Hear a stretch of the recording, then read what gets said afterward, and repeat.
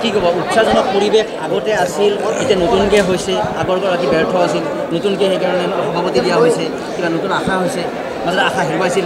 তৃতীয়বাৰৰ কাৰণে লোকসভালৈ নিৰ্বাচিত গৌৰৱ গগৈ ডাঙৰীয়াক অসম প্ৰদেশ কংগ্ৰেছ কমিটিৰ সভাপতি হিচাপে নিযুক্তি দিয়াৰ লগে লগে অসমৰ মুখ্যমন্ত্ৰীগৰাকীয়ে কৈছিলে যে অসমলৈ যেতিয়া দিল্লীৰ পৰা আহিব লুঙি আৰু টুপিৰ ব্যক্তিসকলে আদৰণি জনাব গৌৰৱ গগৈ ডাঙৰীয়াক কিন্তু তেওঁ নিজে কৈছে যে হিমন্ত বিশ্বই হাজাৰটা মিছা কথা কয় এইটো প্ৰমাণ হৈ গ'ল ছ'চিয়েল মিডিয়া বিভিন্ন সংবাদ মাধ্যমত প্ৰকাশ পাইছে যে অসমৰ যিসকল খিলঞ্জীয়া ব্যক্তি অসমৰ স্বাভিমানী ব্যক্তি আছে তেখেতসকলে হিলদল ভাঙি গৌৰৱ গগৈ ডাঙৰীয়াক আদৰণি জনাইছে নিশা 2টা বজালৈকে 1:30টা বজালৈকে আদৰণি জনাইছে কিন্তু মুখ্যমন্ত্ৰীয়ে যে মিছা কথা কয় তেওঁ নিজে কৈছিলে আৰু সেইটো প্ৰমাণ হ'ল যে একমাত্ৰ লুঙি টুপিৰ ব্যক্তিসকলে যে আদৰণি জনোৱা নাই সেইটো প্ৰমাণ হৈছে আজি ডেম'ক্ৰেচি লাইভৰ জৰিয়তে মই সকলো আমাৰ ভিউৱাৰ্ছক জনাব বিচাৰিছোঁ যে গৌৰৱ গগৈ ডাঙৰীয়াৰ নিযুক্তিত কংগ্ৰেছ মহলৰ লগত সচেতন মহল উৎফুল্লিত হৈছে আৰু সমগ্ৰ অসমত ইয়াৰ প্ৰভাৱ পৰিব আৰু 2026 চনত গৌৰৱ গগৈৰ নেতৃত্বত কংগ্ৰেছৰ চৰকাৰ হ'ব ধন্যবাদ নতুনকৈ উৎসাহিত নেকি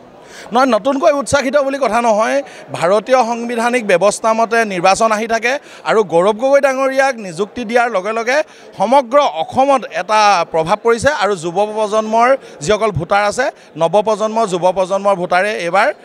কংগ্ৰেছৰ সপক্ষে ভোটদান কৰিব ধন্যবাদ এটাই প্ৰশ্ন যে কথা ভাল কয় সংসদতো কয় বা আপোনালোকে বহুত ৰাজীৱ ভৱনত প্ৰেছ মিট দিয়ে কিন্তু সাংগঠনিক যিটো কোৱা হয় যিটো গ্ৰাছৰুট য'ৰ পৰা ভোটৰ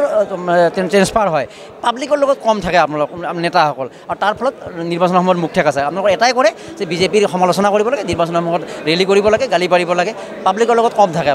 নাই সেইটো কথা নহয় প্ৰতিটো নিৰ্বাচনতে যিটো ভোটৰ ডিফাৰেঞ্চ আমি দেখা পাইছোঁ বৰ বিশেষ ডিফাৰেঞ্চ নহয় 7%হে ডিফাৰেঞ্চ আছে 7%ৰ এইবাৰ গৌৰৱ গগৈৰ নেতৃত্বত যিটো হ'ব যদি সেই 7%ৰ পৰা আমাৰ 4% বা 5% যেতিয়া কংগ্ৰেছৰ সপক্ষে আহিব তেতিয়া বিজেপিটো ডাউন হৈ যাব মই এইটো কথা ক'ব খুজিছোঁ কোনোবা এটা সমষ্টিত 70,000 বিজেপিয়ে ভোট পাইছে আমি পাইছোঁ 52,000 ভোট তাৰমানে ডিফাৰেঞ্চটো কিমান 18,000 ডিফাৰেঞ্চ সেই 18,000 ডিফাৰেঞ্চৰ ভিতৰত আমি যেতিয়া 11,000 বা 12,000 ভোট বিজেপিক সহায় পেলাই কংগ্ৰেছলৈ আনিব পাৰিম তেতিয়াই হৈ যাব মই এইটোৱে ক'ব খুজিছোঁ যে অসমৰ বিভিন্ন সমষ্টিত 7% ভোটৰ যিটো ডিফাৰেঞ্চ আছে এইবাৰ সেই 7% ভোটটো গৌৰৱ গগৈৰ নেতৃত্বত আমি 4-5% আৰু ইনক্ৰিজ কৰিবলৈ পাৰিম আৰু ইনক্ৰিজ কৰাৰ লগে লগে বিজেপি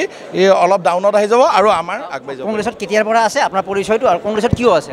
নাই চাওক মই ভোটাধিকাৰ পোৱা দিনাখনৰ পৰা মই কংগ্ৰেছত আছোঁ মই ছাত্ৰ ৰাজনীতি কৰিছিলোঁ NSUI আৰু যুৱ সমষ্টিত আছোঁ মই খুমটাই বিধানসভা সমষ্টিৰ হয় গোলাঘাট জিলা কংগ্ৰেছ কমিটিৰ মুখপাত্ৰ জেনেৰেল ছেক্ৰেটাৰী অৰ্গেনাইজেশ্যন ধন্যবাদ